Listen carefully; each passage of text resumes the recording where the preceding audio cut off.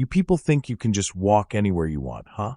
The voice sliced through the marble stillness of the governor's inauguration hall, sharp as a blade and twice as cold. Officer Frey's hand shot out, clamping around Suzanne Hill's chin, his thumb digging into her jaw hard enough to leave a mark. The glittering chandeliers above threw fractured light across his uniform, across her calm, composed face. Around them, hundreds of well-dressed guests froze mid-conversation. The hum of music died. The air was suddenly dense, electric, wrong. If you're ready to enjoy this story, ensure to like, and also if it is not too much trouble for you, click subscribe. Your support helps us bring more thrilling stories, and trust me, you don't want to miss them. Now back to the story. Suzanne didn't move. Her handbag hung from her forearm, perfectly still. Her back was straight, shoulders squared, every inch of her screaming dignity. But her eyes, the deep calm of them, infuriated Fry more than any shouted insult ever could.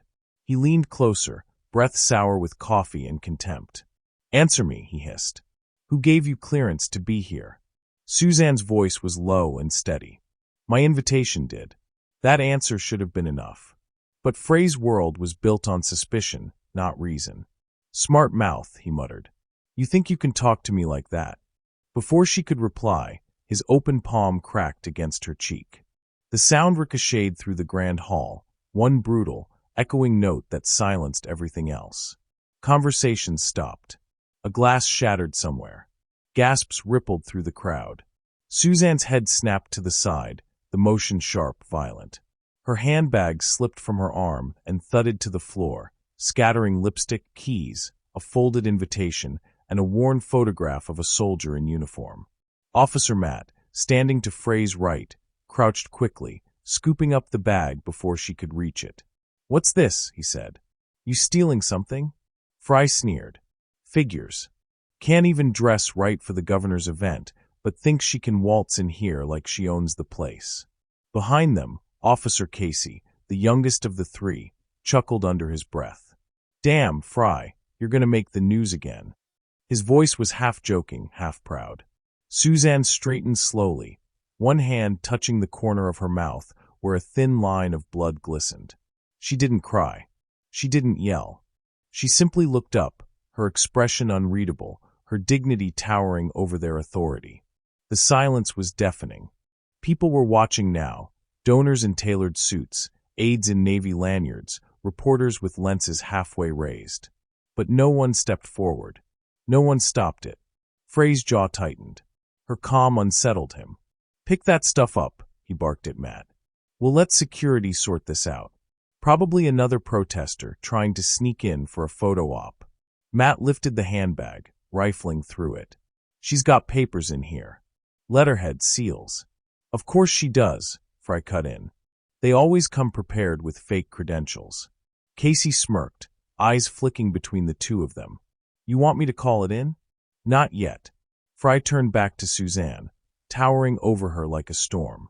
"You think because you smile and wear that fancy blouse, you're better than the rest of them? This is a state event. You're trespassing." "I told you," Suzanne said quietly. "I was invited."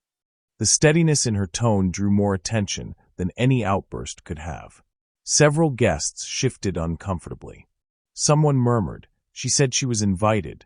Another voice whispered, "Isn't there a guest list?" Fry ignored them all.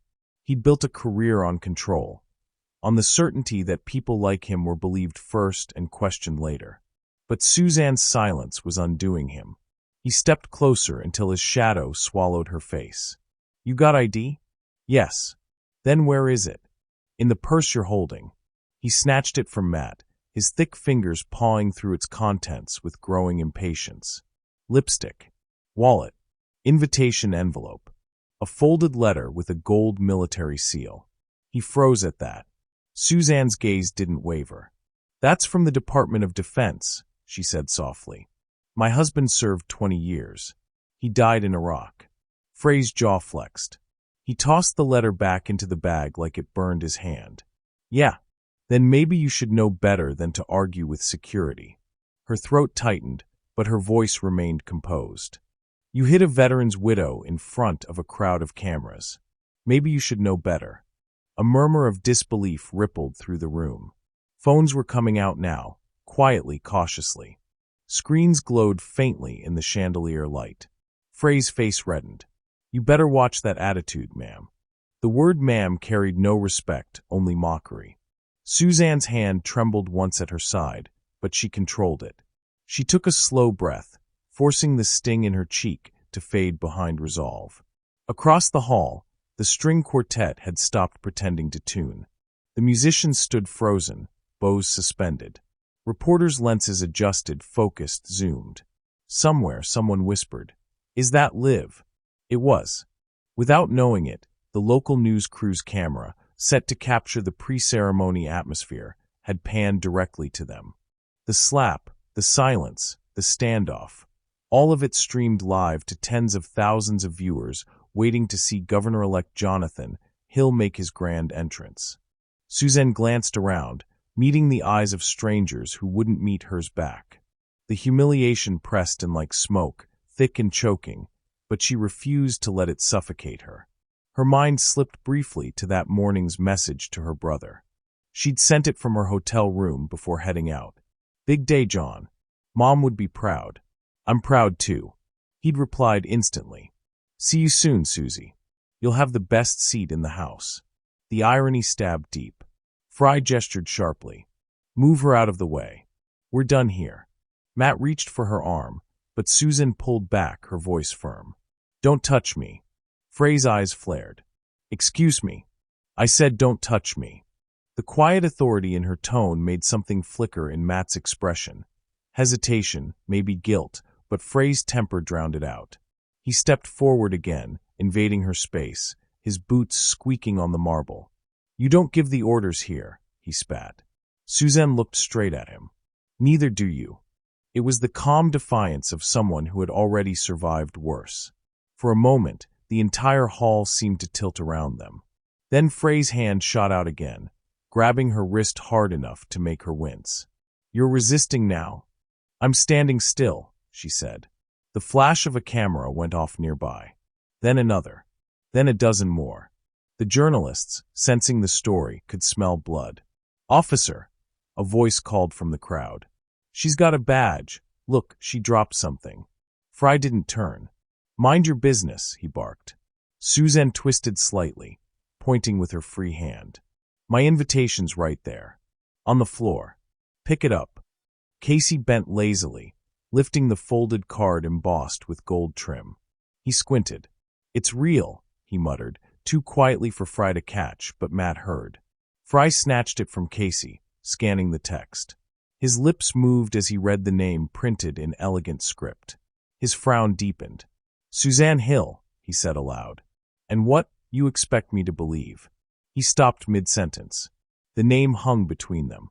Something flickered behind his eyes, recognition, disbelief, but it passed as quickly as it came.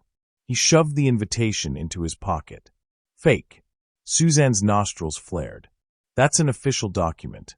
Printed on fancy paper doesn't make it real." "Neither does a badge on your chest," she said quietly. The words hit him like a spark to dry tinder. His hand twitched again, but this time she didn't even blink. Casey shifted uneasily. Fry, maybe we should just check." "Shut it," Fry snapped. "I've got this handled." He turned back to Suzanne, eyes narrowed. "What's your game, lady? Trying to sneak into a governor's event? Make a scene." She lifted her chin. "You're the only one making a scene." The orchestra conductor coughed nervously from the stage. "Perhaps we should." "Stay out of it," Fry barked. The conductor stepped back, hands raised. Suzanne stood silent. The crowd was no longer whispering. They were watching openly now. Some were recording. The tension thickened until it was a living thing between them. Then a voice broke through the murmurs.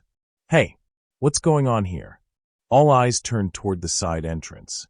A tall man in a dark gray suit was pushing through the crowd, his lanyard swinging with the seal of the governor's office. His expression was tight, urgent. Fry straightened instinctively. "Sir, please stay behind the line." But the man didn't stop. "Officer, that woman, what are you doing to her?" "She's trespassing, sir," Fry said smoothly. "Refused to show ID." The man looked at Suzanne, then back at Fry. His face paled. "Do you know who she is?" Fry frowned.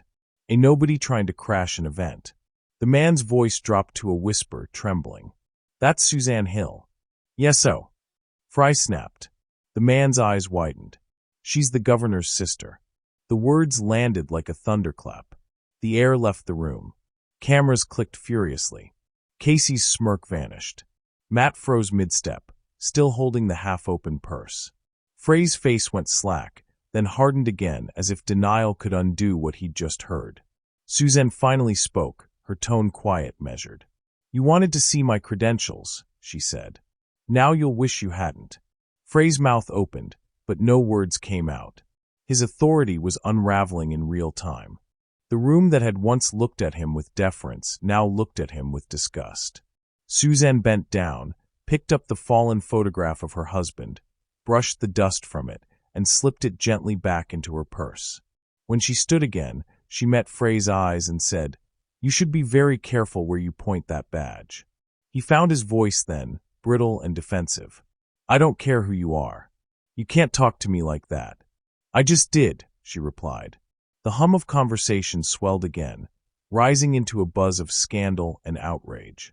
Then Fry, desperate to salvage dominance, leaned forward until their faces were inches apart.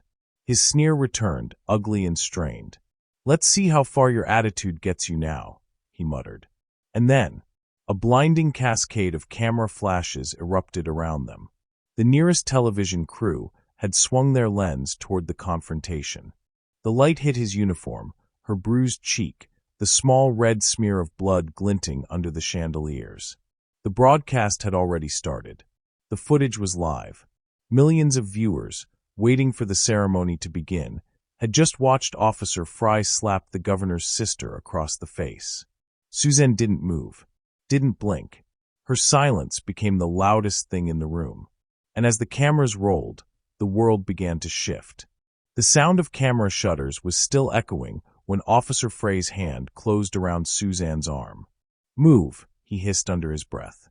The crowd parted with the cautious obedience of people who didn't want trouble, and Suzanne, still silent, still steady, was guided toward the edge of the grand hall near the stage. Her heels clicked softly against the marble, each step measured, deliberate, controlled.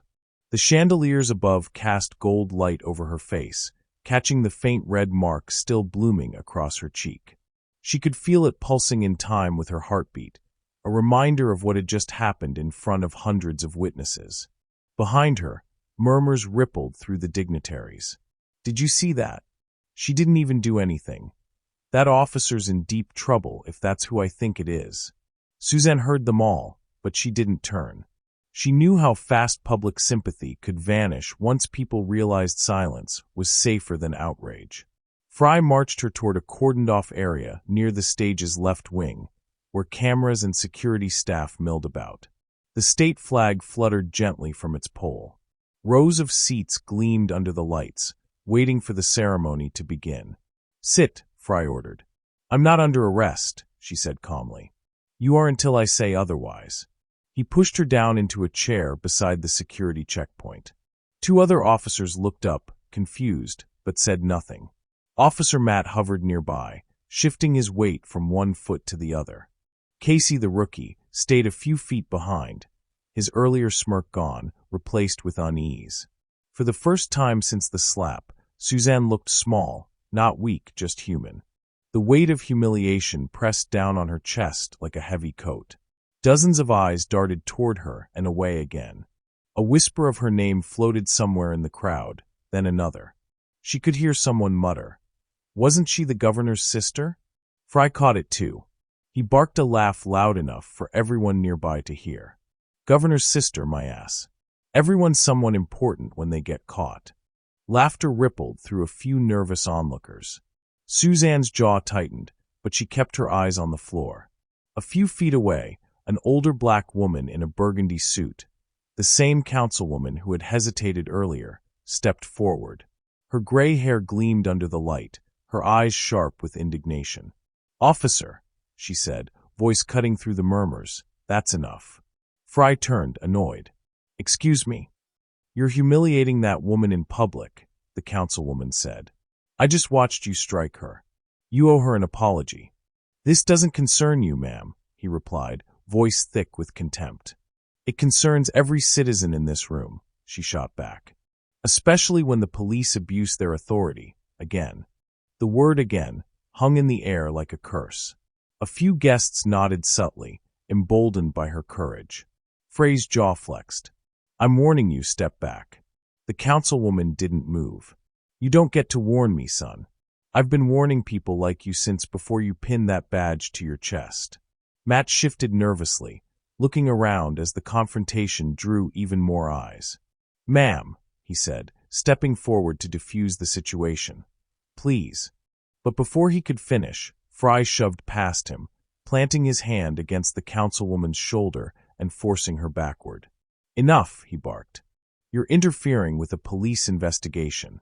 The collective gasp was immediate and sharp. The woman stumbled but didn't fall. Her eyes flashed, fierce and defiant. You'll regret that, she whispered. Sure I will, Fry snapped, turning his back on her. Suzanne's gaze followed the councilwoman as she was gently helped to her feet by another guest. Their eyes met briefly, one silent acknowledgement between strangers who knew this story too well. And then, quietly, Suzanne remembered Daniel's voice. They can take your voice, but never your poise.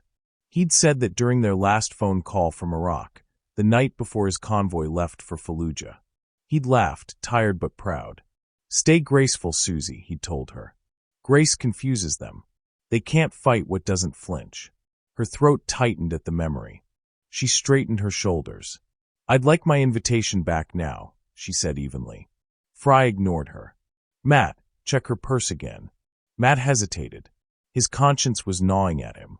He had seen the embossed seal on that gold-trimmed invitation earlier, but he'd slipped it into his pocket instead of handing it over. He didn't even know why. Maybe habit, protect the team, the hierarchy, the uniform. He knelt, rummaging through the purse, deliberately avoiding the envelope tucked safely in his jacket. Nothing, he said. No ID, no papers. Nothing that verifies her story. Shocking, Fry said dryly. You hear that, ma'am? Nothing. Maybe next time you'll think twice before trying to play the victim card. Susan stared straight ahead. You're making a mistake, she said softly. I don't make mistakes, Fry snapped. Her lips twitched faintly, almost a smile. You're about to learn how it feels to be wrong. He laughed, sharp and humorless. Lady, you think a few cameras are going to save you? The media doesn't care about nobodies. That was when a journalist from Channel 9 stepped forward, microphone already raised. Officer, she said, voice calm but cutting. Can you clarify what just happened? We're broadcasting live. Fry straightened, immediately shifting into performance mode. Yes, he said, his tone suddenly formal. An unauthorized individual attempted to breach restricted space. We're conducting a routine check to ensure public safety. Unauthorized, the reporter repeated. She claims she was invited. She can claim whatever she wants, Fry said. But you can't just stroll into a high-security event without credentials and expect no questions. We take threats seriously, especially these days. Matt looked at the floor. He could feel sweat bead under his collar. Casey watched nervously, glancing between Fry and Suzanne. The journalist's camera light blinked red. Frey's words were going straight to the evening news feed. Meanwhile, just beyond the glass doors, the ceremony's production crew was setting up. A large monitor counted down in the corner. 12 minutes and 47 seconds until broadcast. The governor's inauguration would air live across the state. The podium gleamed beneath spotlights, microphones aligned, the seal of Michigan shining under the flags. Suzanne's eyes flicked toward the clock. Her brother would walk out soon. He'd stand on that stage and talk about justice, unity, progress, while she sat 20 feet away, humiliated and bleeding. She inhaled slowly, deliberately, grounding herself. I'm done talking, Fry said, waving a hand. Matt, call it in. Let's get her processed before the governor shows up. I don't want this embarrassment on record. Matt hesitated. Sir, the cameras are still rolling. Then move her off screen, Fry hissed. Before Matt could respond, Suzanne spoke. You're making a mistake you'll regret before the hour's over. Fry turned back to her, smirking. Doubt it. You don't know who I am. He leaned in close, his shadow falling over her. Doesn't matter who you are. All I see is someone who thought the rules didn't apply. She smiled faintly, though there was nothing warm in it. All I see, she murmured, is a man who doesn't realize he's being recorded. Fry blinked. What? Matt looked up sharply. Sir. Susan nodded toward Frey's chest. The small red light on his body camera was blinking steadily, recording everything. The slap, the shove, the lies, the humiliation. Fry froze, glancing down, then back up at her. His expression shifted, first confusion, then anger, then the faintest trace of fear. But Susan only met his gaze with calm, unshaken composure. You might want to make sure your story matches the tape, she said. Her words were soft, but they hit with precision. Casey's eyes darted to the camera light. He opened his mouth to speak, thought better of it, and shut it again. Fry straightened, forcing a laugh that didn't reach his eyes. Nice try, he said. You think that thing saves you? Half these recordings never even make it off the drive. Then you'd better hope this one doesn't, she said. The silence that followed was razor-thin. Even the hum of the nearby speakers seemed to fade beneath the weight of her words. Then, through the large glass doors behind them, a murmur began to rise. The sound of reporters shifting, photographers repositioning, the collective anticipation of something about to happen. Ladies and gentlemen, a voice boomed over the PA system. Please take your seats. The inauguration ceremony will begin in 10 minutes. The crowd outside the cordon applauded politely. The band began to play a soft instrumental march. Inside the cordoned area, Suzanne sat tall in her chair, chin lifted, hands clasped in her lap. Her eyes stayed fixed on the flag beside the stage. Fry looked at her once more, the smirk returning, but weaker now, forced. Enjoy the view, he muttered. It's the closest you'll ever get to power. Suzanne turned her head slowly, meeting his gaze one last time. You've already lost it, she said quietly. For the first time, he didn't have an answer. The red light on his body cam blinked again. Once. Twice. A steady rhythm. Recording everything. And somewhere, in a nearby broadcast van, a technician noticed a new feed syncing automatically into the live server. Police Unit 47, active recording. He frowned, leaning closer. Hey, he called to his supervisor. What's this stream? It's piggybacking on our main feed. The supervisor shrugged. No idea. Looks like security footage. The technician clicked a button, and the feed filled the monitor with the image of a uniformed officer standing over a composed black woman in a white blouse, a faint bruise on her cheek, her eyes burning with quiet fire. Jesus, the tech whispered. Is that happening now? Outside, the crowd began to cheer as the announcer's voice boomed. Please welcome Governor-elect Jonathan Hill. The applause drowned out everything else, except the faint, steady blink of red light from Officer Frey's chest. The applause from the main hall was fading into a strange, dissonant murmur. Guests had begun whispering, shifting in their seats, unsure whether they should still be clapping. Cameras had turned, not toward the glittering podium or the red-carpeted stairs, but toward the far left wing, where chaos had quietly taken root. Suzanne Hill sat motionless in the chair near the stage, her cheek reddened, her blouse slightly wrinkled where Fry had grabbed her arm. Officer Matt stood beside her, eyes darting nervously from Fry to the growing cluster of reporters. Casey looked pale, staring at the blinking red light on Frey's chest like it was a live grenade. Fry himself was trying to regain control, barking orders that no one seemed to hear anymore. Step back. Security matters. Everyone back behind the line. But the crowd wasn't listening. The air was thick with unease. The whispers had turned into a steady hum that spread like a current through the hall. And then came the voice that would change everything. Officer Fry. The shout cut across the noise. The crowd turned.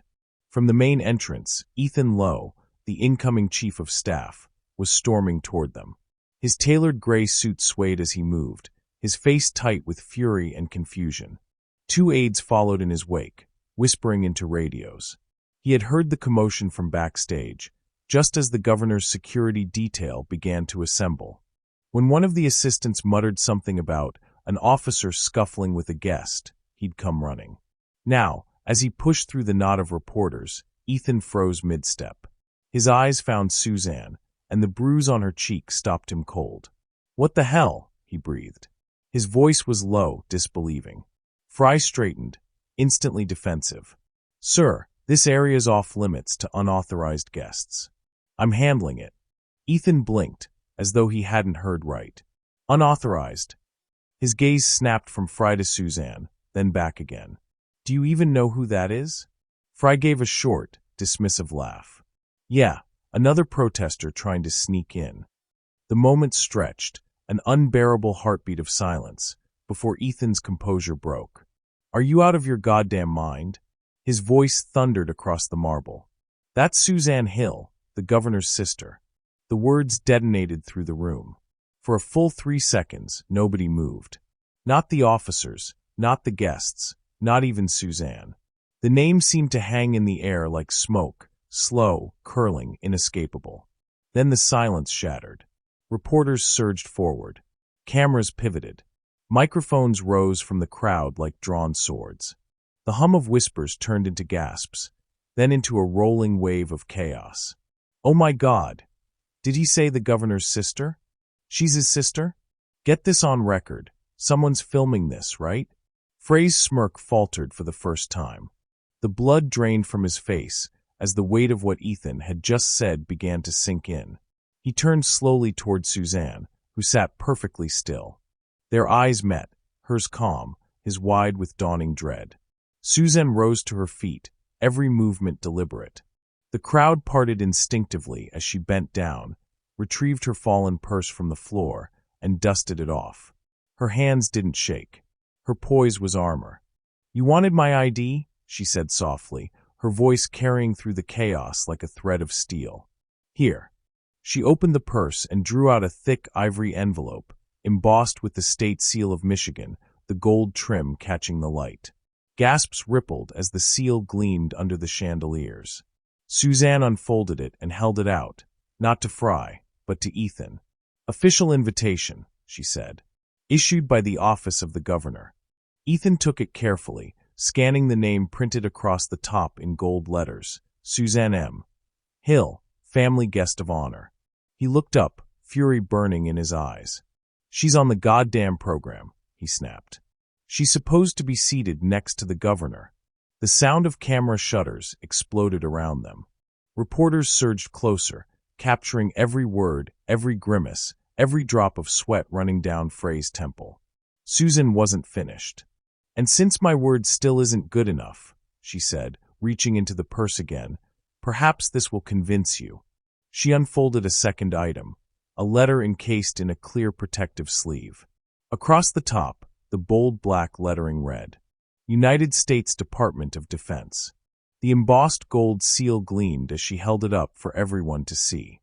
The letter was addressed to the family of Captain Daniel Hill, bearing the official condolences of the Secretary of Defense and the President of the United States.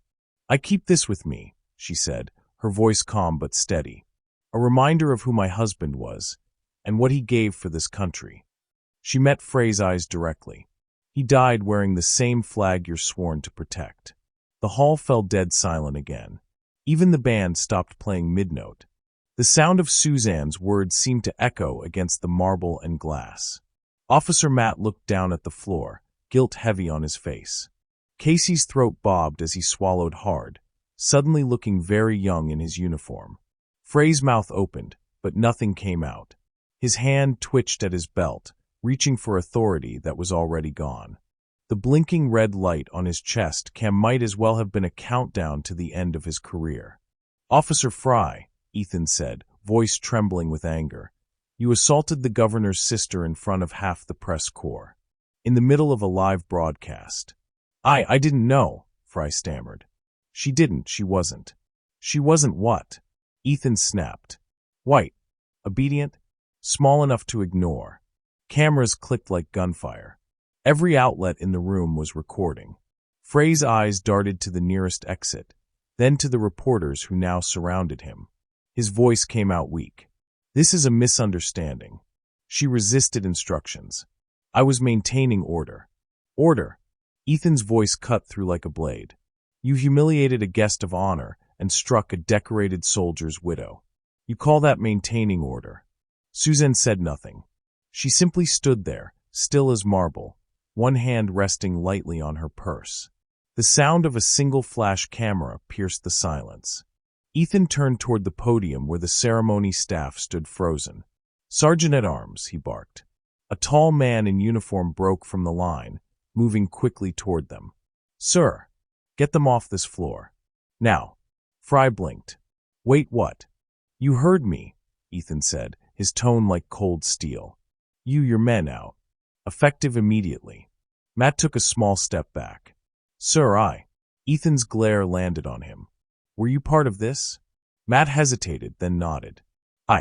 I followed orders." "Then follow this one," Ethan said. "Turn in your badge and leave the hall." Gasps rippled again.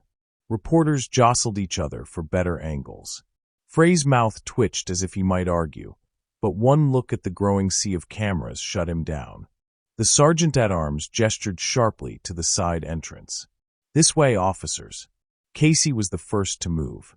His eyes flicked to Suzanne's, full of remorse, but she didn't acknowledge him. She didn't need to. Matt followed, his head low, his steps heavy. Frey lingered for one last second, rage and humiliation twisting his face. "This isn't over," he muttered, too quietly for most to hear, but not quietly enough. Suzanne heard him. Her expression didn't change. "You're right," she said softly. "It's just beginning." Ethan turned to the sergeant. "Escort them out through the service exit, and make sure their body cams are confiscated before they leave the building." The sergeant nodded firmly. "Yes, sir." As the officers were led away, the murmurs swelled again, spreading through the hall like wildfire. Guests whispered to each other, staff exchanged panicked looks, and television crews whispered into microphones about the breaking scandal unfolding live on the governor's inauguration floor. Ethan exhaled sharply and turned to Suzanne. "Are you all right?" She met his eyes. "I will be," she said simply. A tremor of respect flickered in his expression. "Governor Hill is on his way in. We'll handle the rest. I swear, those men will never wear badges again." Suzanne nodded once, her voice measured. "I'm not here for vengeance. I just want them to understand what they've done."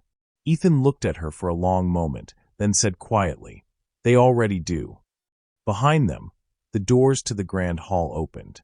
A wave of light poured in as the ceremonial music resumed. But the mood was no longer celebratory. It was electric, uneasy, charged with the knowledge that something historic had just happened. Suzanne stood tall amid it all, her posture flawless, her expression serene.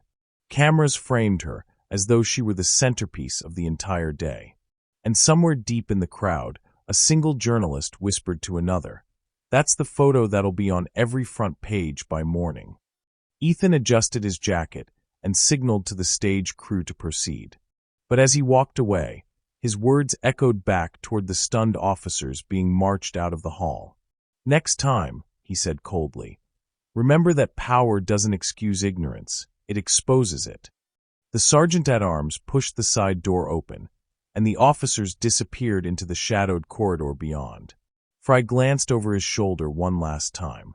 The blinking red light on his body cam had finally gone dark, but it was far too late. The footage had already been uploaded to the precinct database, and in less than an hour, it would be everywhere.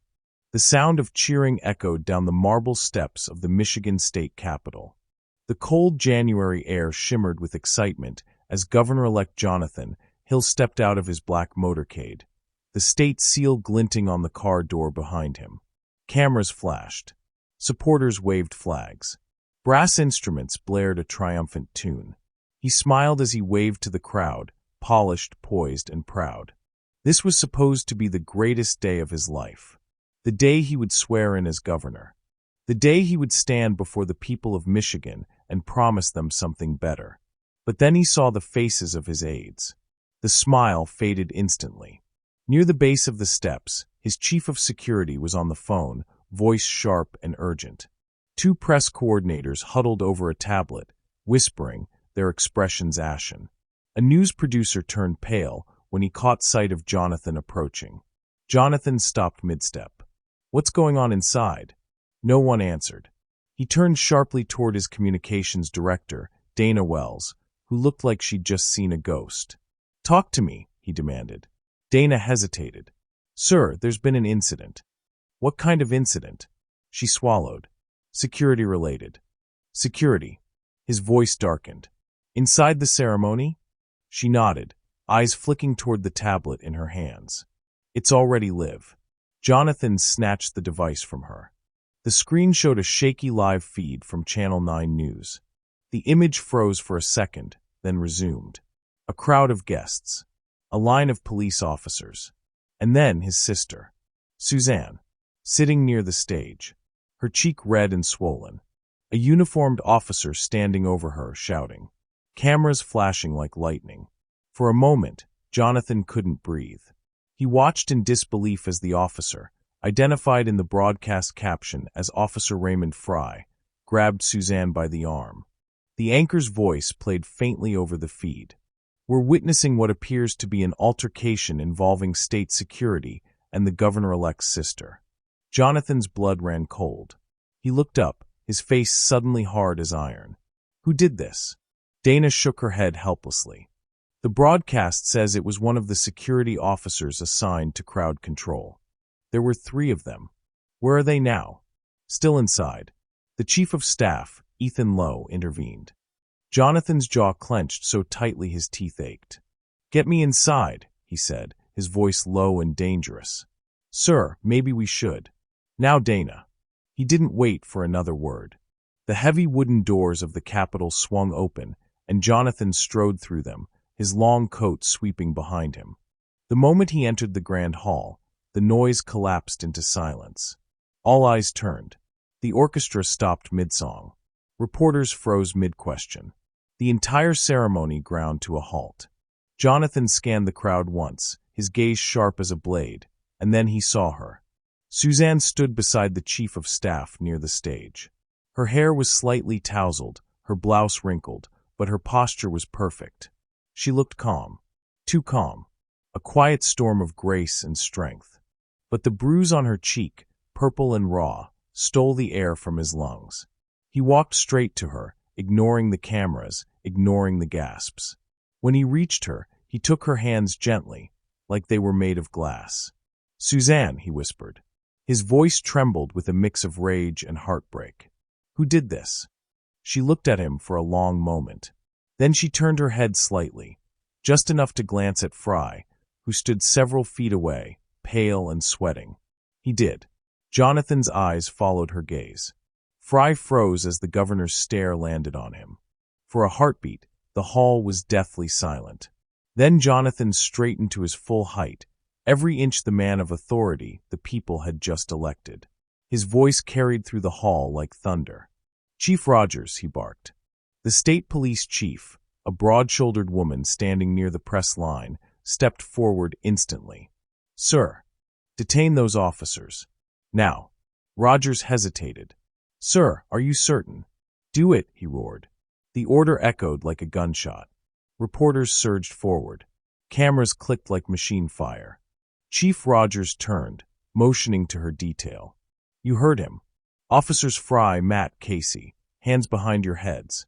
Effective immediately, you're relieved of duty pending investigation." Matt's face drained of color. "Ma'am, please." "Now." Rogers snapped. Casey obeyed first, his trembling hands rising above his head. Matt followed, muttering under his breath. Fry didn't move. His jaw twitched, eyes darting between Jonathan and the cameras. "Sir," he said finally, voice cracking. There was confusion. "We had a breach of protocol. I didn't know who she was." Jonathan stepped forward, his tone low but sharp enough to cut glass. "Confusion doesn't leave bruises." The line silenced him. Fry opened his mouth again, desperate. "Sir, she was uncooperative." Jonathan's voice rose, cold and commanding. Uncooperative? She's a guest of honor. My family.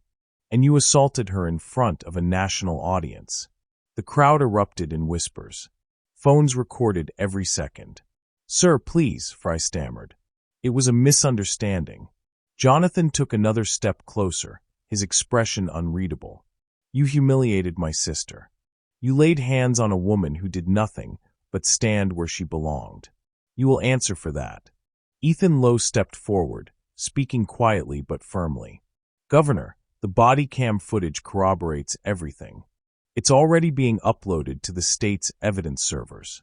Frey's face turned gray. Wait, what? You heard him, Ethan said. That red light on your chest. It wasn't blinking for show. A ripple of shock moved through the officers standing nearby. Jonathan glanced toward the nearest reporter. Every person in this room saw what happened. Every camera caught it. There's no hiding this now. Frey's defiance cracked completely. He looked around, realizing the full scope of his ruin. The journalists, the security officers, the aides, all staring. The applause that had greeted the governor outside now felt like a lifetime ago. Chief Rogers, Jonathan said, his voice calm again but deadly. Escort these men out of my inauguration. I want them in custody before I finish my oath. Rogers nodded sharply. Yes, sir. 2 state troopers moved forward, slipping handcuffs from their belts. Matt whispered, panicked. Sir, please, don't do this here. Jonathan didn't even look at him. You did it here, he said. In my hall. In front of my people. You'll face the consequences here.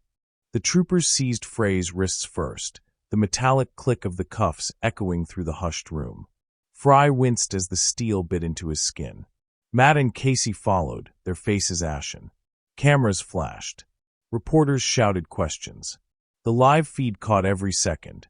3 uniformed officers being marched out in disgrace while the new governor stood motionless, his sister beside him, her bruised cheek the symbol of everything wrong with the world he'd just promised to change.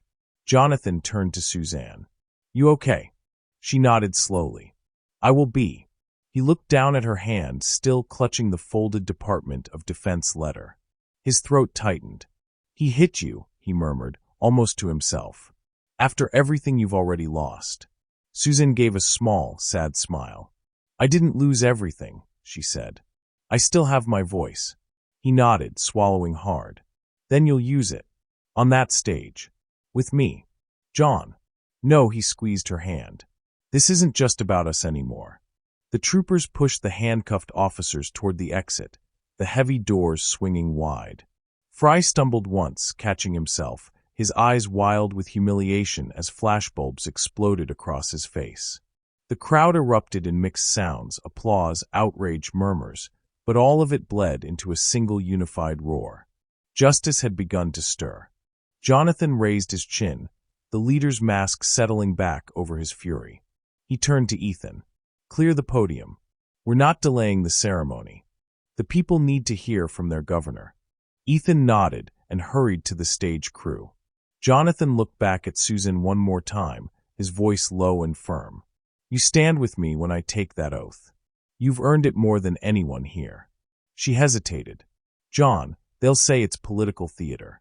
He smiled faintly, though his eyes were still dark with fury. Let them. I'll call it truth. The applause outside grew louder as the news spread beyond the hall. Protesters and supporters alike were now chanting her name. Screens around the country replayed the footage in real time. The slap, the reveal, the arrest. Jonathan took a slow breath, adjusting his tie. He was no longer just stepping into office. He was stepping into a reckoning. Ladies and gentlemen, he said to the room, his voice carrying authority again, let's begin the ceremony. As he and Suzanne mounted the steps to the podium, the hall cameras panned to follow them. Behind them, Fry, Matt, and Casey were led out through the grand doors, heads bowed, handcuffed hands behind their backs. Flashbulbs exploded, capturing the moment for history. And as the doors slammed shut, sealing the humiliation behind them, Suzanne stood beside her brother, calm, dignified, unbroken, while the nation watched in stunned silence. Justice had entered the room. By dawn, the whole world had seen the slap. The video, 37 seconds long, shaky, grainy, and devastating, had been replayed more times than anyone could count. It began with a line that would soon echo across the nation. "You people think you can just walk anywhere you want, huh?" Then came the crack of the hand, the gasp from the crowd, Suzanne Hill's face turning silently toward the camera, and her calm defiance. The footage looped on every major network, every feed, every phone. The hashtag Justice for Susan burned across screens from Detroit to D.C. Within hours, it had trended worldwide. At first, local networks treated it as a breaking incident at the Michigan governor's inauguration. But by sunrise, CNN, NBC, and even BBC were broadcasting the clip side by side with headlines like, "Governor's sister assaulted by police during inauguration. Injustice in real time, when power abuses itself. The slap that stopped an oath." Every channel had the same image frozen on the screen. Suzanne's face just after the slap, calm, unflinching, unbroken. Social media exploded. Within an hour, the original livestream had over 12 million views. By the third hour, it hit 50. Comment sections filled with disbelief, rage, grief, and solidarity. "This woman is all of us. That look on her face, that's what strength looks like. Justice for Suzanne Hill. Today, not tomorrow." Suzanne sat in a private room within the governor's office suite, wrapped in a soft shawl someone had draped over her shoulders. The early morning light filtered through the blinds, painting pale stripes across her bruised cheek. Her phone wouldn't stop buzzing. Notifications scrolled endlessly, messages, calls, emails, tags. She scrolled slowly, almost numbly. A message from her students. "We saw you, Mrs. Hill. You didn't even flinch. We're proud." A text from a stranger in Texas. "My husband died in Afghanistan. Thank you for standing tall for all of us widows who still wear our rings."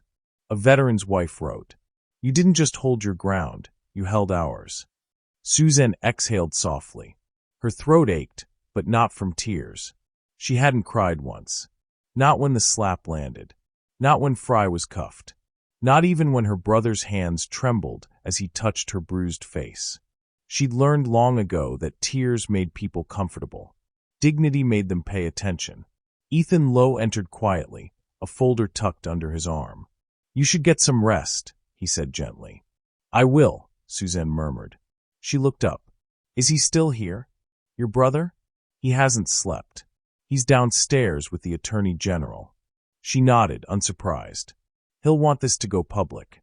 Ethan's lips pressed into a thin line. "It already is." He placed the folder on the table. Inside were printed screenshots, every trending post, every major headline. On the cover, in bold, #Justice for Suzanne, the nation demands accountability. Suzanne stared at it for a long moment, then closed it gently.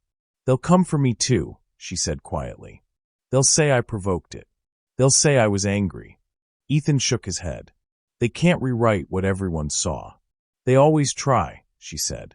Her tone was matter-of-fact, not bitter. "But I'll be ready." By mid-afternoon, the city of Detroit was alive with movement. Protesters flooded the precinct steps, holding signs that read "Her Dignity, Our Fight," and "No More FREYS." The chants were rhythmic, raw, relentless. "Say her name, Suzanne Hill. Justice for Suzanne." Television crews captured sweeping shots of the crowd. College students, teachers, veterans, mothers, fathers, all standing together. At the heart of it, someone had printed Suzanne's image from the live stream, her calm stare immortalized in grayscale. Beneath it, bold red letters spelled, "Stood still." Spoke loud. It wasn't just a protest, it was a movement forming in real time. Across town, inside a beige conference room at Detroit Police Headquarters, panic reigned. A group of senior officers huddled around a large screen, looping the footage for the 100th time. The air was thick with cigarette smoke and fear. "Mute that damn video," barked Deputy Chief Alvarado. An aide muted it instantly. "We're hemorrhaging public trust," Alvarado said, pacing. "The governor's calling for an investigation. Civil rights is watching us. DOJ's already on the phone." Captain DeVries, head of internal affairs, sighed heavily. We can't bury this one, Al. It's too big. It's federal now. Alvarado rubbed his temples. I told Fry to keep a low profile. He was supposed to be temporary detail, not headline news. Someone at the end of the table cleared his throat. Sir, maybe we should come clean about the complaints. Alvarado's head snapped up. What complaints? A young lieutenant slid a thin stack of files across the table. 5 prior misconduct reports. Excessive force, racial profiling, intimidation. All marked cleared internally. The deputy chief's eyes went wide. 5. Yes, sir. The last one was sealed just 3 months ago. The room went dead silent. Finally, DeVries spoke. If that gets out, we're finished. It's already out, the lieutenant whispered. A journalist just filed an FOIA request for Frey's record. The governor's office authorized immediate release. DeVries swore under his breath. Alvarado slumped into a chair. Well, he muttered bitterly, looks like Fry finally did something even we can't clean up. That evening, under the harsh glare of a dozen news cameras, Governor Jonathan Hill stepped up to the podium in the Capitol's press room. His tie was gone, his sleeves rolled up. He looked less like a politician and more like a man carrying the weight of his family and his state on his shoulders. My sister, Suzanne Hill, he began, was assaulted yesterday by an officer sworn to protect the public. That moment, broadcast across the nation, was not only an assault on her, it was an assault on the principles we claim to stand for. He paused. The room was silent except for the clicking of cameras. I have ordered a full, independent investigation into this incident and every related complaint within the Detroit Police Department. There will be transparency. There will be accountability. A reporter raised a hand. Governor Hill, are you calling this a systemic issue? Jonathan looked directly into the camera lens. When someone with 5 misconduct complaints can keep his badge, we are far beyond one bad apple. This is rot, and it stops now. Applause erupted from the hallway outside the press room. Reporters, staffers, even bystanders who'd gathered to watch the broadcast live. Jonathan's jaw tightened. My sister showed the nation something we've forgotten, that dignity doesn't always shout. Sometimes it just stands still and lets the truth be seen. He stepped back from the podium to thunderous clapping. Later that evening, Suzanne stood in the same press room her brother had just left. The lights were softer now, the mood quieter. Her bruise was still visible, but faint makeup softened it. Microphones lined the podium. The crowd hushed. She placed her notes down, but didn't look at them once. Thank you, she began. Her voice was calm, steady and measured, like a teacher addressing her students. I've been asked a lot today how I stayed calm in that moment. She looked straight into the cameras. The truth is, I didn't feel calm. I felt angry. I felt humiliated. I felt tired. But I also remembered something my husband told me years ago, before his last deployment. She smiled faintly. He said, they can take your voice, but never your poise. She exhaled slowly. So I stood still. The room was completely silent. Even the photographers had lowered their cameras. I didn't raise my voice, she continued, because dignity doesn't need to. It's louder than any insult, any slap, any injustice. And I hope every woman, every man watching tonight remembers that silence doesn't mean surrender. She paused, then stepped away from the podium. It lasted only 2 minutes, but by the time she returned to her room, her speech had gone viral again. Clips of her saying, "Dignity doesn't need to raise its voice," flooded the internet. It became a rallying cry. T-shirts, memes, headlines, the calm before the reform. Meanwhile, inside an interrogation room at the Detroit precinct, Officer Raymond Fry sat alone. The walls were bare.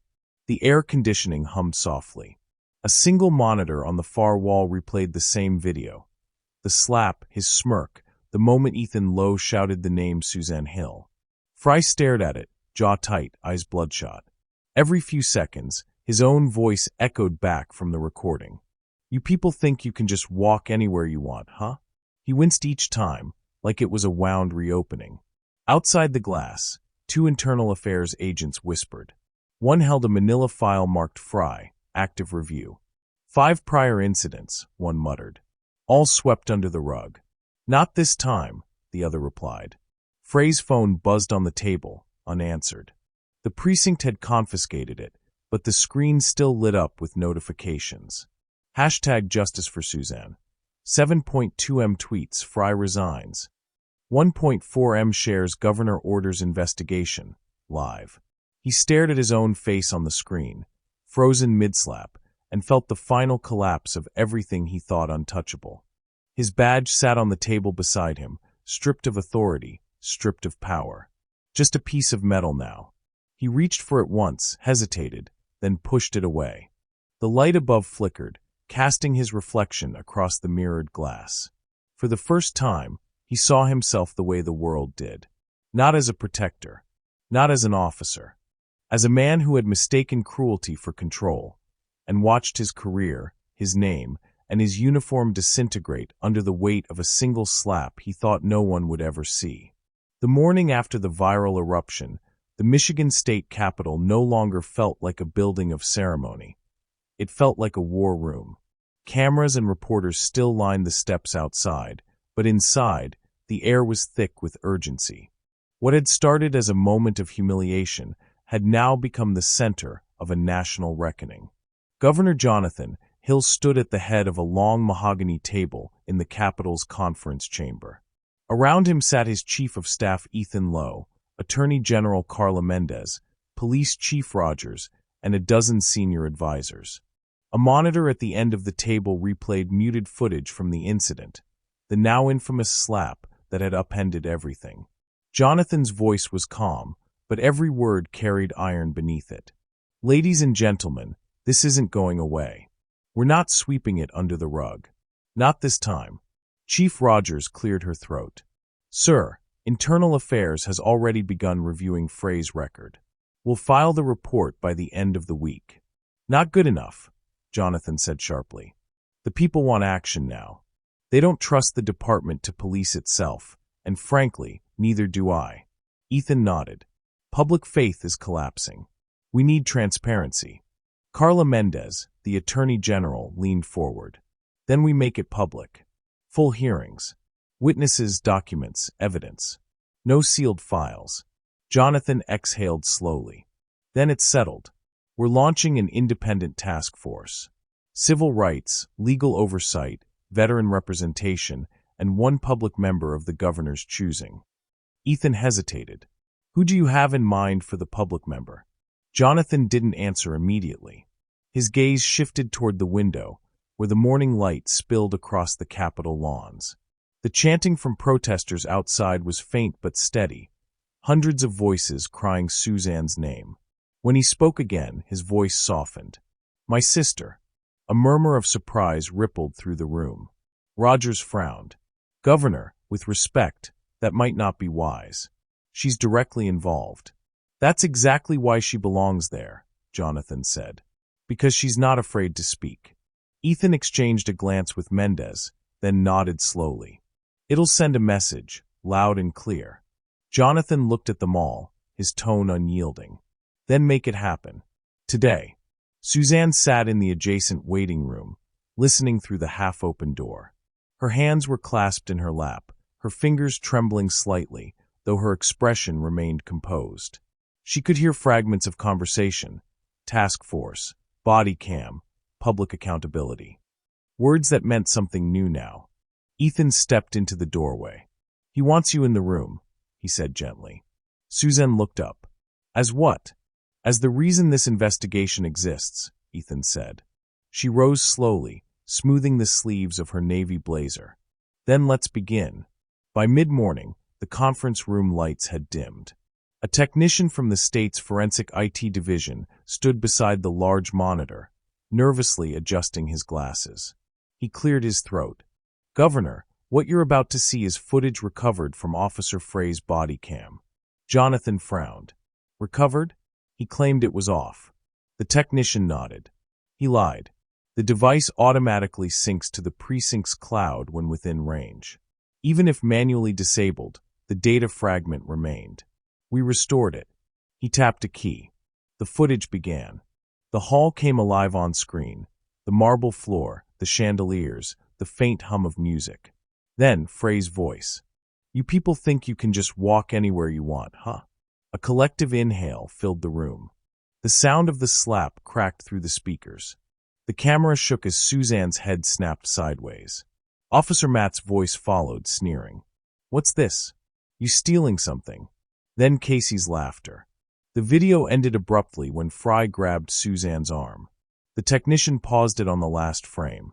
Suzanne's face turned toward the camera, eyes calm, unbroken. The silence that followed was suffocating. Ethan broke it first. "How many people have seen this?" "Only this room," the technician said. "It was flagged as corrupted data. Internal Affairs intended to keep it sealed." Carla Mendez's expression hardened. "Of course they did." Jonathan turned to Rogers. "Explain that." Rogers shifted uncomfortably. "Governor, IA follows protocol. When an officer's footage compromises an ongoing review." Jonathan slammed his hand on the table, the sound echoing through the chamber. "Protocol is what protected him in the first place." The room fell silent again. Suzanne's voice came next, steady and clear. He wasn't alone. They laughed. They watched. Her eyes glistened, but her tone didn't waver. "That's not just one man's cruelty, that's culture." Jonathan looked at her, at the quiet resolve in her face, and something in him broke open. He turned to the team. "This footage goes public. Today." Mendez raised an eyebrow. "You're sure?" "Completely." He gestured toward Suzanne. "The people deserve to see what dignity under fire looks like." That afternoon, as the task force began its work, investigators from the Attorney General's office began pulling Frey's personnel files from the Detroit precinct. What they found was worse than anyone had imagined. 5 prior misconduct reports, all labeled cleared internally. 3 involved black motorists stopped without cause. 1 involved a homeless veteran assaulted during a welfare check. The last, an incident eerily similar to Suzanne's, had been dismissed due to insufficient evidence. That evidence, they discovered, had been misplaced by Frey's direct supervisor, Lieutenant Jansen, a man with his own history of disciplinary warnings. The dominoes began to fall. Emails surfaced showing Jansen had repeatedly approved Frey's reassignments to quieter departments whenever a complaint gained traction. He'd even recommended him for the high-profile inauguration detail, citing strong control presence under pressure. When the task force read that phrase aloud, Suzanne felt her stomach twist. "Strong control presence," she repeated softly. "That's what they call abuse when it wears a uniform." Ethan leaned toward her. "You don't have to sit through all this." "I do," she said. "I want to hear every excuse they've made for him." And she did, every line of bureaucratic justification, every sanitized phrase meant to hide the truth. By the time the last report was read, the entire room was silent. 2 days later, Governor Hill stood again at the Capitol podium, the same spot where he'd taken his oath of office. This time, the mood was different. "The people of Michigan deserve truth," he began, "and truth cannot live in shadows. Therefore, effective immediately, we are launching public hearings into systemic misconduct within the Detroit Police Department." Reporters scribbled furiously as he continued. "These hearings will not be political theater. They will be a reckoning. Every file, every camera, every testimony will be open to the public. We will not hide behind procedure." He glanced sideways, and Suzanne stepped forward to stand beside him. "I've asked my sister, Mrs. Suzanne Hill, to serve as a civilian witness and liaison for victims of misconduct statewide." Gasps rippled through the press pool. Cameras flashed. Suzanne took the microphone. Her voice was steady, controlled. "I didn't ask for this role," she said, "but I won't run from it. What happened to me isn't unique. It's visible because of where it happened and who I'm related to, but there are thousands of people without cameras, without brothers in power, who've been silenced." She paused. "I'll speak for them until they're ready to speak for themselves." The room erupted in applause, not the polite, political kind, but the real, visceral sound of something shifting. Jonathan turned toward her, pride glinting through the gravity of the moment. That night, the recovered body cam footage was released online, accompanied by the governor's statement. Within hours, it hit 20 million views. Every frame of it was dissected on cable news. The slap, the smirk, the laughter, the cold professionalism of a woman refusing to bow. Civil rights leaders called it a turning point. Activists hailed Suzanne as a symbol of quiet resistance. But she never let it be about fame. When a reporter asked how it felt to become the face of modern dignity, she smiled faintly and said, "I'm not the face. I'm just a reflection." Late one evening, Suzanne sat alone in her brother's office, watching the city lights glimmer across the Detroit skyline. The file of Frey's disciplinary history lay open on the desk in front of her. 5 names of victims stared back at her. 5 people who had filed complaints and been ignored. She traced her finger across one of them.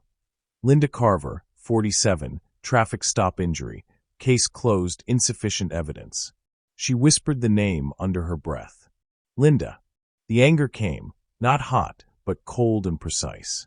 The kind of anger that doesn't destroy, but reforms. Ethan entered quietly. "You're still here," he said. She didn't look up. They covered for him. Again and again. Those reports were people, Ethan. Someone should have listened. He nodded. "You're right. Now they will." Susan finally met his gaze. "I want to testify." "You already gave a statement." "Not to the public." She stood, her resolve solidifying. If these hearings are meant to mean something, they need a voice that's lived it. "I'll stand before them." Ethan hesitated, then smiled slightly. "You sound just like your brother." "No," she said. "He learned it from me." The next morning, Suzanne stepped out of the Capitol's front doors into a sea of microphones and cameras. The January air was crisp, her breath visible as she faced the crowd. Reporters called out questions. "Will you testify? What's next for the investigation? Do you want Frey imprisoned?" Suzanne lifted her hand slightly, silencing the noise. Her words were quiet, but they carried with astonishing weight. "This isn't just about one slap," she said. "It's about every silent one before it." The crowd hushed. She continued, her gaze unwavering. "Every person who was told to stay calm, every complaint buried under paperwork, every bruise that never made the news. That's who I'm standing for now." For a moment, no one spoke. Then the applause came, not from the press, but from the crowd gathered behind the barricades, ordinary citizens holding handmade signs and flags. Ethan, watching from the steps, leaned toward Jonathan and whispered, "That'll be tomorrow's headline." Jonathan shook his head. "No," he said quietly. "That'll be remembered a lot longer than that." And as the cameras flashed and Susan turned back toward the Capitol doors, the chant began to rise again, low at first, then swelling with power. Justice for Suzanne. Justice for all. Her face was calm, her steps steady. She didn't wave. She didn't smile. She didn't need to. She had already spoken louder than any shout could. The Capitol Rotunda had never been so quiet. Rows of chairs filled the hearing chamber, cameras perched like hawks on tripods, their red lights blinking. Every network in Michigan, and half the country, was broadcasting live. The seal of the State Investigative Commission gleamed on the wall behind the raised dais. Before it sat a long table, 3 microphones, 3 nameplates, 3 men in uniform. Officer Raymond Frey, Officer Matthew Griggs, Officer Casey Vance, and across from them, under the same lights, sat Suzanne Hill. Her hair was pinned neatly, her navy jacket pressed, her posture flawless. The bruise on her cheek had faded to a shadow, but the mark it left on the world was permanent. The entire state was watching the reckoning unfold. Governor Jonathan Hill entered briefly to open the session. He didn't sit. He stood before the cameras, his voice solemn but steady. "Today," he said, "is not just about accountability for what happened to my sister. It's about restoring faith in the badge that protects us all. These hearings are public because justice should never hide behind closed doors." He looked toward Suzanne. Their eyes met, no words, only understanding. Then he turned to the commission chair. "Madam Chair, the floor is yours." The chair, A sharp-eyed woman named Diane Latham nodded. Let's begin. Jonathan left the room quietly, leaving the law to speak for itself. Fry sat rigid, hands clenched before him. His face was pale under the lights, his eyes darting to the cameras, then to Suzanne, then back again. Matt sat beside him, subdued, staring at the table. Casey looked younger than ever, his leg bouncing beneath the desk. Beside them, their lawyer, a thin man with slicked-back hair and a rehearsed calm, cleared his throat. For the record, he began, my clients deeply regret the events that unfolded on January 12th. This was not an act of malice, but a procedural misunderstanding, an unfortunate collision of miscommunication and heightened security. Murmurs rippled through the crowd. The phrase procedural misunderstanding sounded obscene after everything that had happened. The chair raised a hand. Thank you, counselor. We'll hear from the witness now. Suzanne stood. The hush that fell could be felt, not just heard. Mrs. Hill, the chair said gently, you may proceed in your own words. Suzanne nodded once. She didn't look at Fry or the others. She looked at the commission, the cameras, and, beyond them, the people she knew were watching from classrooms, living rooms, hospital waiting rooms across the country. I arrived that morning, she began, to support my brother's inauguration. I carried my invitation and my late husband's letter from the Department of Defense. He served 20 years before he died in Iraq. I wore the same coat I've worn to every ceremony that's mattered since. Her voice didn't tremble. I approached the hall entrance. Before I could present my credentials, Officer Fry stopped me. He asked who I was. I told him. He didn't believe me.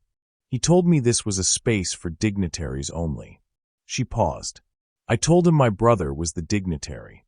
Soft laughter rippled through the spectators, sad, incredulous. Suzanne continued. He laughed. He asked to see identification. I reached for my purse. He struck it from my hand. Then he struck me. The air tightened. No one moved. Even the stenographer's hands slowed on her keys. Suzanne looked up finally, directly at Fry. He hit me in front of hundreds of people, and when I didn't flinch, he said, let's see how far your attitude gets you now. Every camera zoomed in. Fray's lawyer shifted uneasily, whispering for him to stay silent. But Susan wasn't finished. I want to be clear. I didn't speak out because I wanted vengeance. I'm here because I've seen this pattern my entire life. Women, men, children told to stay quiet, because speaking up might make things worse. I just happened to be someone the cameras noticed. Her eyes softened, but her voice stayed steady. I'm not here for the cameras. I'm here for everyone who didn't have one.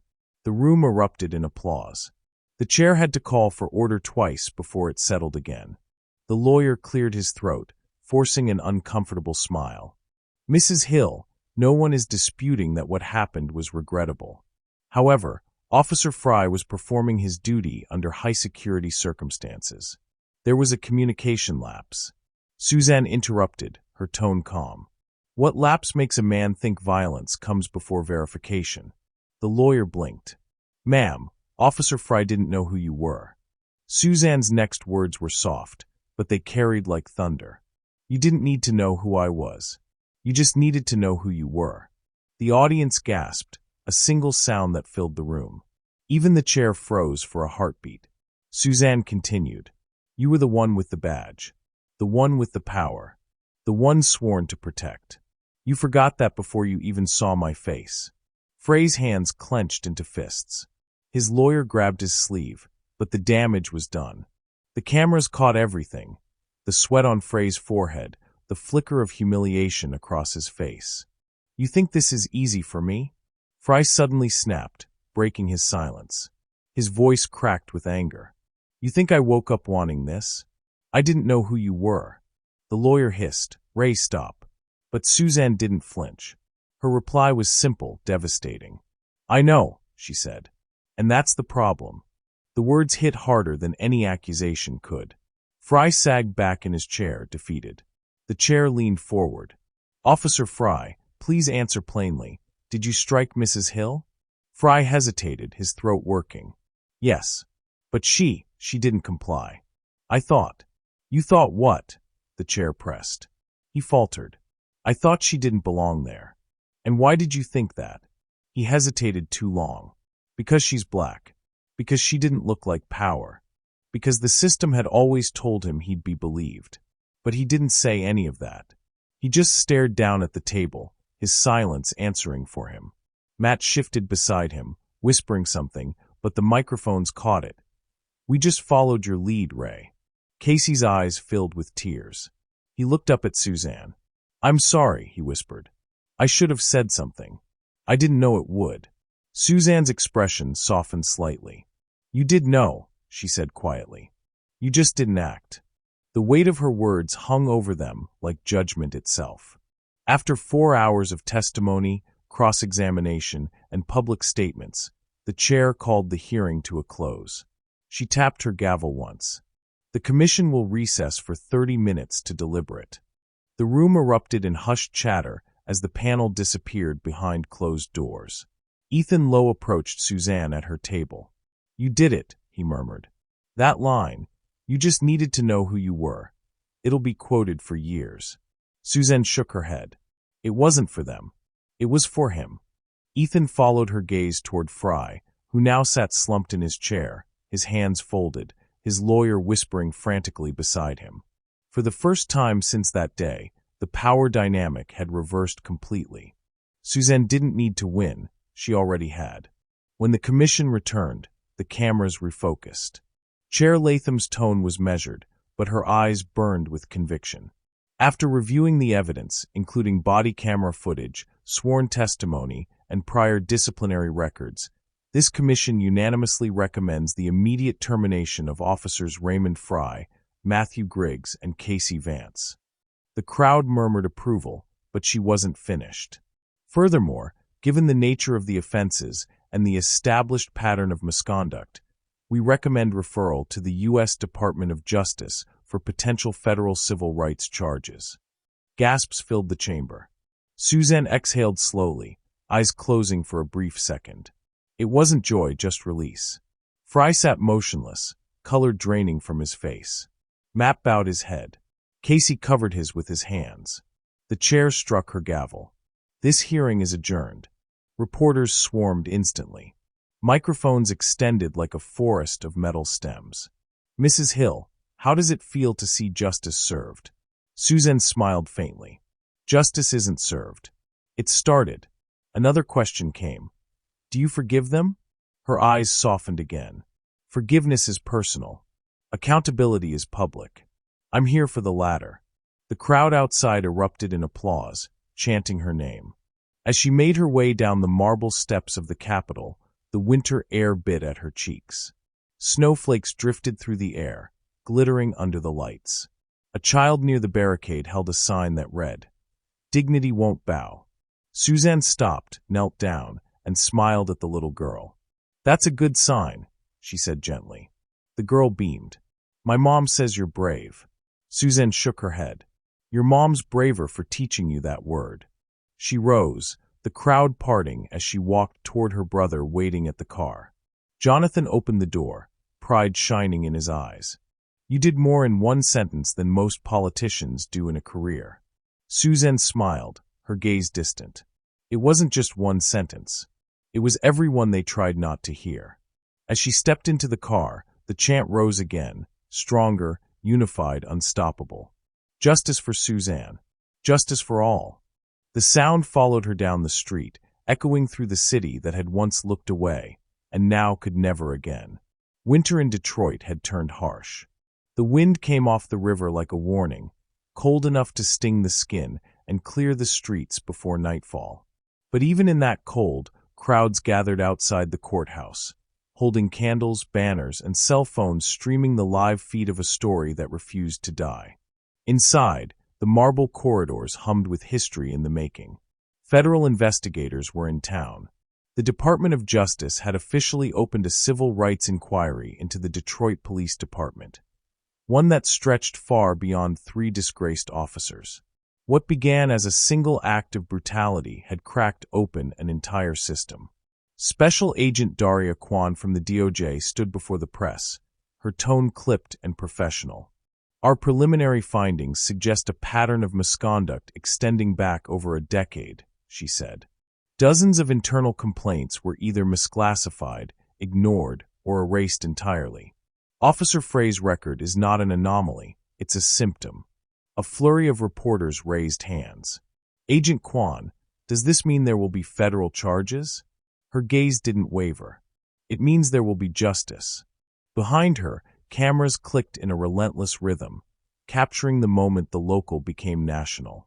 Within 48 hours, subpoenas hit inboxes across the state.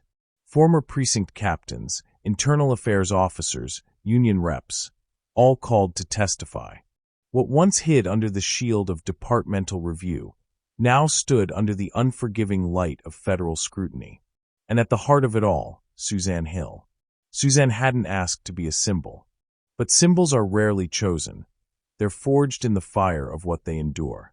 Everywhere she went, people recognized her.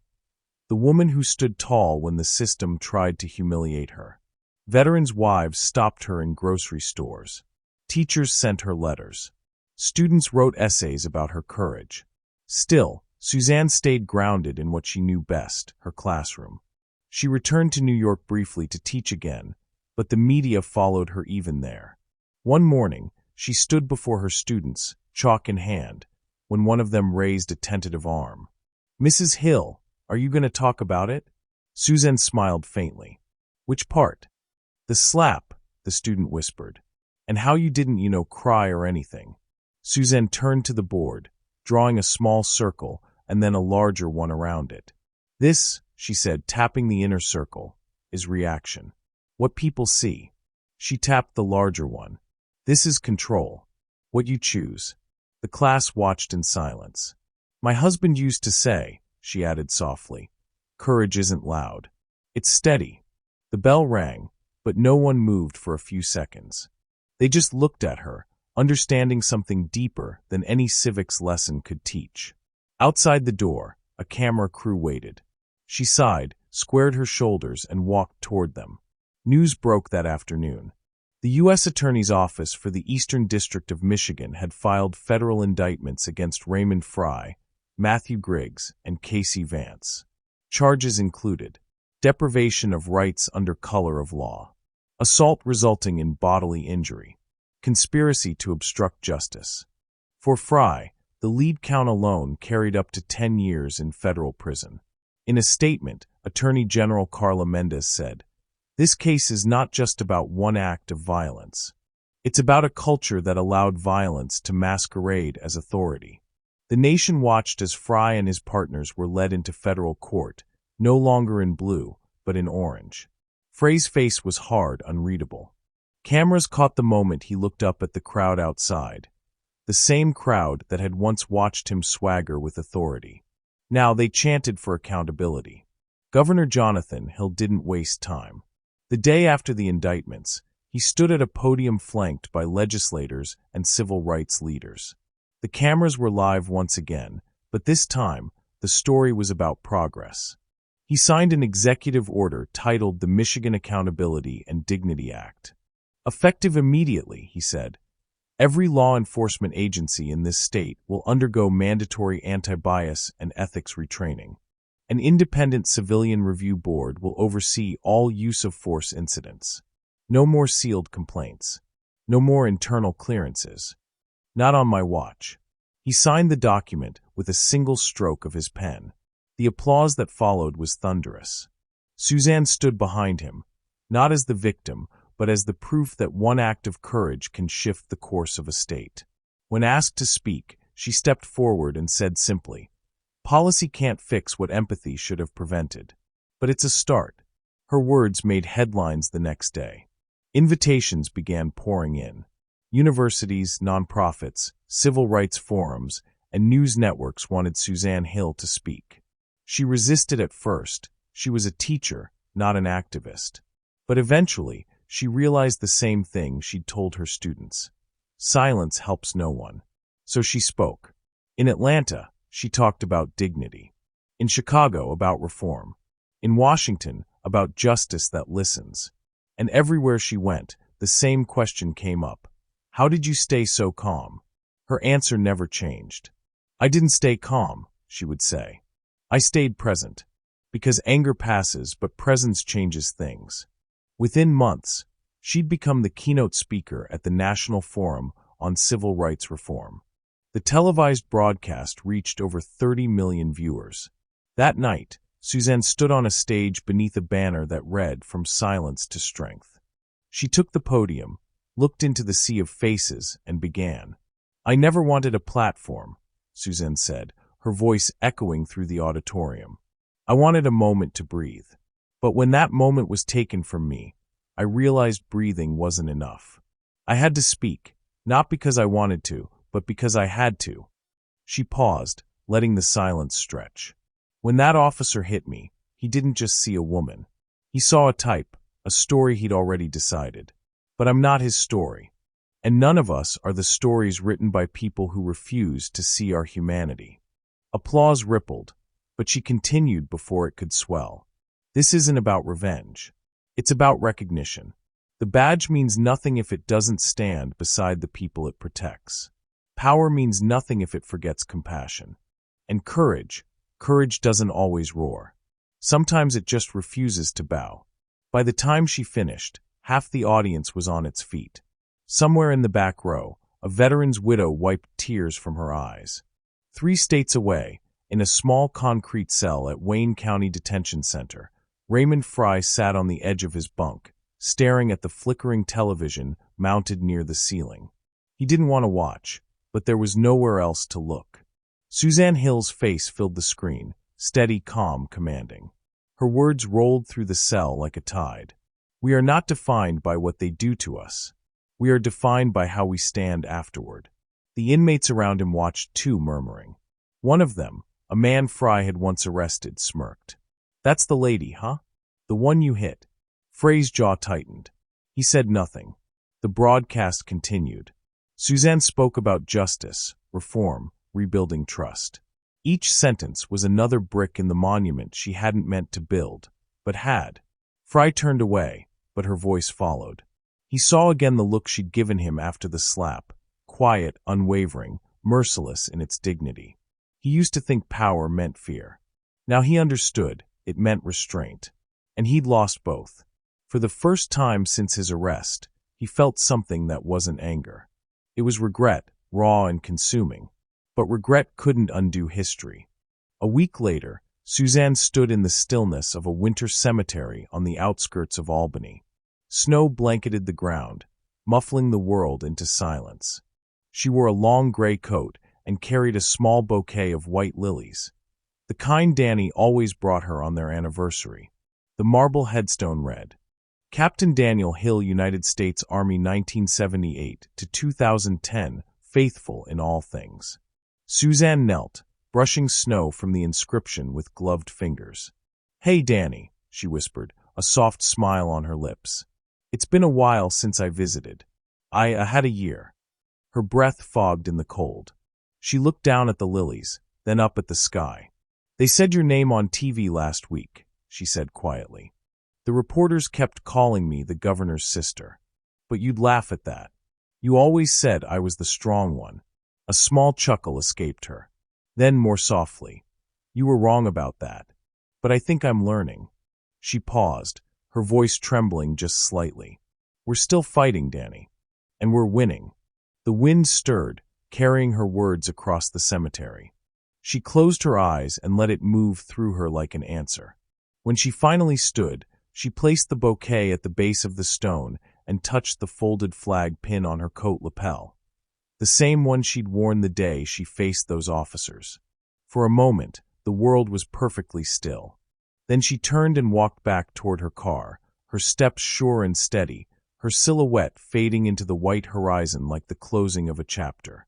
That night, the world continued to turn. But something had shifted, something lasting. Across the country, police departments began revisiting their policies. Lawmakers cited the Suzanne Hill precedent in reform bills. Activists quoted her words. Teachers used her story in civics lessons about courage and justice.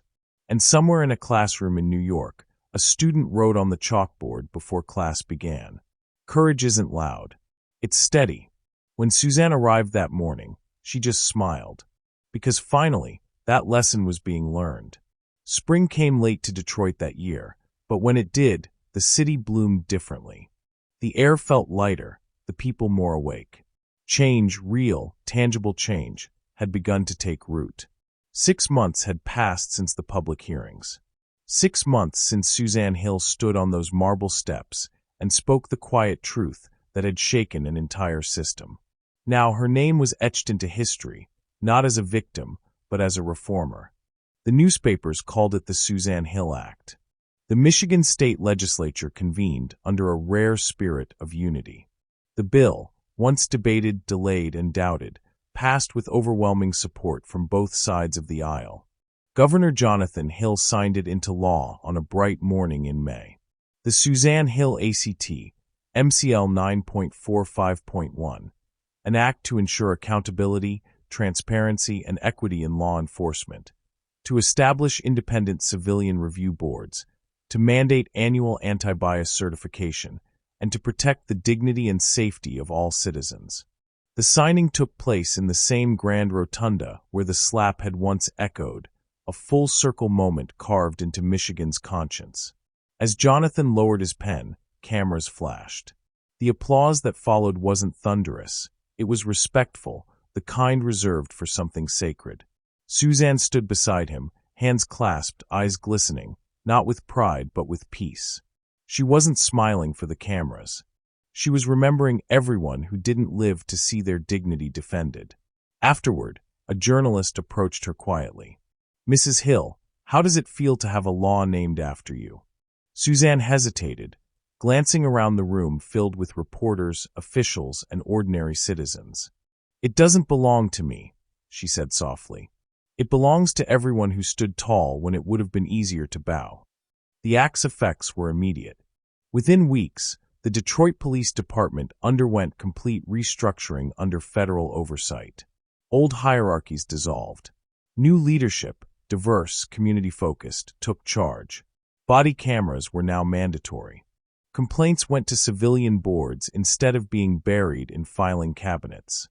And every officer, from cadet to captain, underwent the new Dignity in Duty training initiative designed to rebuild not just policy, but perspective. Outside precincts, murals of unity began appearing. One of them showed a woman standing beneath a banner of light, the caption reading, "To stand steady is to stand strong." The words were hers, though she'd never authorized them. They didn't need her permission anymore. Her story belonged to everyone. By summer's end, Suzanne returned to New York. The school hallway felt both familiar and foreign. Posters lining the walls, the hum of lockers, the smell of pencil shavings and chalk. Her students greeted her with wide smiles and applause when she entered her classroom on the first day back. All right, she laughed, setting her bag down. "Settle down, heroes. We've got lessons to catch up on." But as she turned toward the whiteboard, something caught her eye. The back wall of the classroom, once blank, was now a mural. Painted in soft blues and golds, it showed her silhouette, standing upright amidst a crowd of faceless figures. Above it, in bold letters, was the quote that had become her legacy. "Courage isn't loud, it's steady." For the first time in months, Suzanne felt her throat tighten. She reached out and touched the painted edge of her silhouette. "Who did this?" she asked, voice barely above a whisper. A hand rose shyly in the back row. It was Lila, the quietest girl in class. "My dad owns a paint shop," Lila said. "We just wanted you to know you taught us more than history." Suzanne blinked back tears, smiling through them. "You're wrong about one thing," she said. "You are history." The class laughed softly, the kind of laughter that carried warmth instead of noise. And for the first time since Detroit, she allowed herself to breathe fully. A week later, as Suzanne sat at her desk grading essays, the school secretary knocked lightly on her door. "Letter for you, Mrs. Hill. No return address." Susan thanked her and slid it open with a paperclip. The handwriting was neat but uncertain, like someone trying too hard to be formal. It read, "Mrs. Hill, my name is Officer Aaron Kemp. I joined the Detroit Police Department 3 months ago. I wasn't there when it happened, but I've seen the footage. Everyone has. It's required viewing during our ethics training now. At first, I was angry. I thought the world hated cops. Then I watched you speak. The hearing, the speech, the way you never raised your voice. I realized it's not about hating us. It's about reminding us what we're supposed to be. I can't change what others did before me, but I can change how I wear this badge. I wanted to thank you for that. Respectfully, Officer Aaron Kemp. Suzanne sat there for a long time, the paper trembling slightly in her hands. She read it twice, then folded it neatly, and tucked it into her journal between the pages that still held her husband's letter from the Department of Defense. She whispered, half to herself, half to him. They're learning, Danny. Little by little, they're learning. Months later, Suzanne returned once more to Detroit, this time not for hearings or headlines, but for something profoundly different. The newly renovated square outside the state capitol had been renamed Hill Plaza, in honor of both Governor Jonathan Hill and his sister, whose courage had redefined the city's relationship with justice. A light breeze carried the scent of cherry blossoms through the air as Susan walked through the crowd toward the stage. Reporters, families, officers, and students stood shoulder to shoulder. At the center of the plaza stood a bronze plaque set into polished granite. She approached slowly, the murmurs fading into silence as she reached out and touched it. The inscription read, "Hill Plaza here, dignity stood taller than hate." In honor of Suzanne Hill, whose steadiness turned silence into change. For a moment, Suzanne said nothing. She just let her fingers trace the cool letters, remembering every face, every moment, the humiliation, the defiance, the revelation, the reckoning. Her brother stepped up beside her. "You know," Jonathan said quietly, "I thought this would feel like an ending." Suzanne smiled. "It's not. It's the echo." He chuckled softly. "You always did have better words than me." "Comes with being a teacher," she said, her eyes never leaving the plaque. When she finally turned to address the gathering, she didn't climb the podium or take the microphone. She simply spoke, and somehow the whole crowd heard her. 6 months ago, I was just a teacher who came to watch her brother take an oath," she said. "That day, someone tried to take my dignity. But dignity isn't something you can steal, it's something you live." She paused, the wind catching her hair. "We've seen laws change. We've seen systems bend. But the real change isn't written in ink or carved in stone. It's in how we treat each other when no one's watching." A murmur of agreement rippled through the crowd. Suzanne smiled faintly. "I didn't stand still that day to be brave. I stood still because that's what my husband taught me. Because courage isn't loud, it's steady." The applause that followed was gentle, reverent. It didn't roar, it resonated.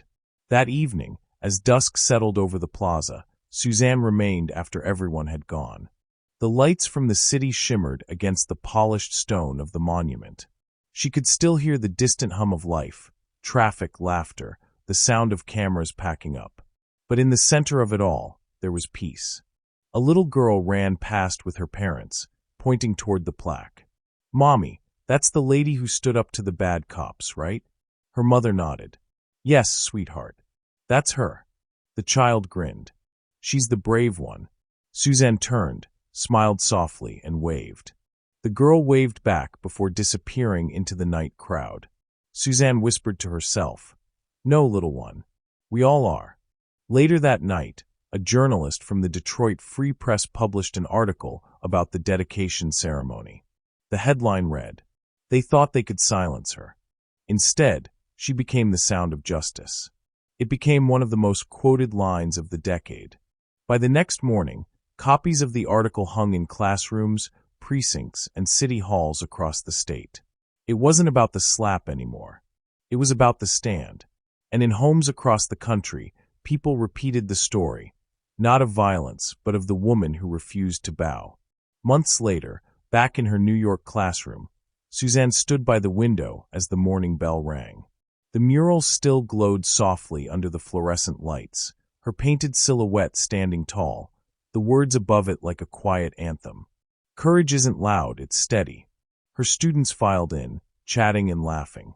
One boy turned to her. "Mrs. Hill, are we learning history today?" She smiled. We always are.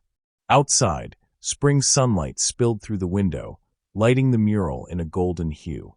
The city beyond buzzed with life, a city better for her stand, a country still learning from her steadiness.